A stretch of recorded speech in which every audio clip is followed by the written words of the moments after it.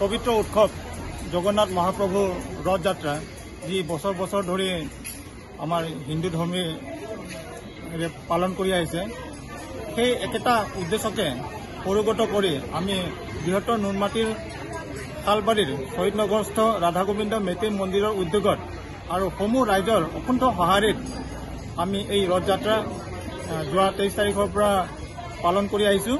আজি হৈছে ফিৰা ৰথ অনুষ্ঠান, যি নেকি আমাৰ হিন্দু ধৰ্মৰ মতে জগন্নাথ মহাপ্ৰভু বলভদ্ৰ আৰু আপোনাৰ সুভদ্ৰাক মাহীয়েকৰ ঘৰৰ পৰা যিটো অনা যিটো পৰম্পৰা, সেই পৰম্পৰাক আমি অনুসৰণ কৰি পালন কৰিবলৈ এইটো আয়োজন কৰিছোঁ। আমি এই উপস্থিত লোকেল MLA আমাৰ ইয়াতে আমাৰ বিধায়ক আমাৰ উপস্থিত থাকিব, আহি আছে তেখেতে, আৰু আমাৰ পাৰিষদ তেখেতে উপস্থিত থাকিব। আৰু এই অনুষ্ঠানটো আমি যোৱা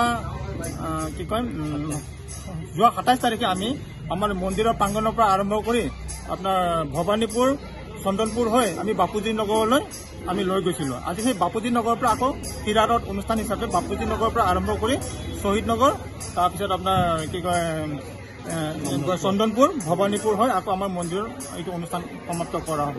আমি বিভিন্ন আমাৰ হিন্দু ধৰ্মৰ পৰম্পৰা যিটো হিচাপে পালন কৰি আমি যোৱা 23 তাৰিখৰ পৰা 23 তাৰিখৰ পৰা আমি স্নান যাত্ৰাৰ পৰা আৰম্ভ কৰি আৰু আপোনাৰ 27 তাৰিখে যিটো ৰথ যাত্ৰা, আজি 5 তাৰিখে ফিৰা ৰথ যাত্ৰা, আৰু অহা পৰহিলৈ আমি বিভিন্ন উৎসৱ আৰু ভোগ ভগৱানক অৰ্পণ কৰি আমি পালন কৰি আহি আছোঁ। ইয়াত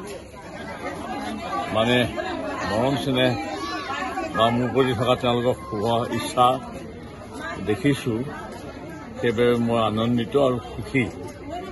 তেওঁলোকে ৰথযাত্ৰা অলপ পিছতে আৰম্ভ কৰিব, মোক সেইবাবে নিমন্ত্ৰণ জনাইছিল আৰু তেওঁলোকৰ নিমন্ত্ৰণ ৰক্ষা কৰি মই এইখিনি পালোঁ।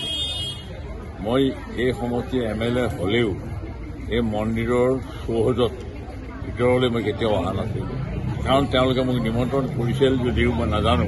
কিন্তু এইবাৰ তেওঁলোকৰ নিমন্ত্ৰণৰ সময়তে মই কথা দিছিলোঁ যে 5 জুলাই তাৰিখে মই 3টা বজাত যাম।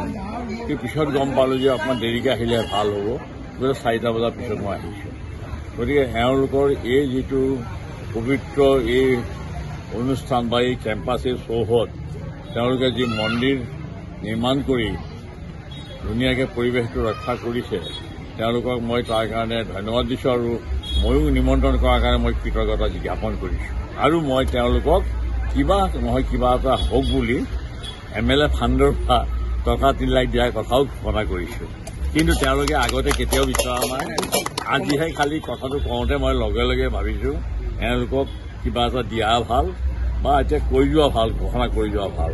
সেইকাৰণে মই ঘোষণা কৰিছোঁ। আৰু এতিয়া দেৰি কৰা ভাল নহ'ব, কাৰণ অসন্ধ্যা হ'ব অলপ পিছতেই। মই যিখিনি মানুহ আছে তেওঁলোকো বহুত আগৰ পৰা আহিছে, মইহে দেৰিকৈ মই এতিয়া আহিছোঁ। আনখিনি মানুহ ৰাতিপুৱা নহ'লেও ঠিক 1-2টাৰ পৰা ইয়াতে আছিলে, গতিকে মই দেৰি কৰিব খোজা নাই।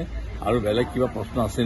পূৰ্বৰ পৰা আমি নিয়মটো মানি চলি আছোঁ, কিন্তু এইবাৰ আমি প্ৰথম শ্বহীদ নগৰে ৰথটো আমি টানাৰ কাৰণে ৰাইজে ব্যৱস্থা কৰিছে যে আমি এই অঞ্চলৰ কাৰণে ভাল হওক, মংগল হওক। তো এইবাৰ আমি বিধায়ককো মাতিছোঁ, আমাৰ এজ এ চিফ গেষ্ট বিধায়ক আহি আছে, আমাৰ লোকেল আমাৰ ৱাৰ্ডৰ কাউন্সিলৰ আহি আছে।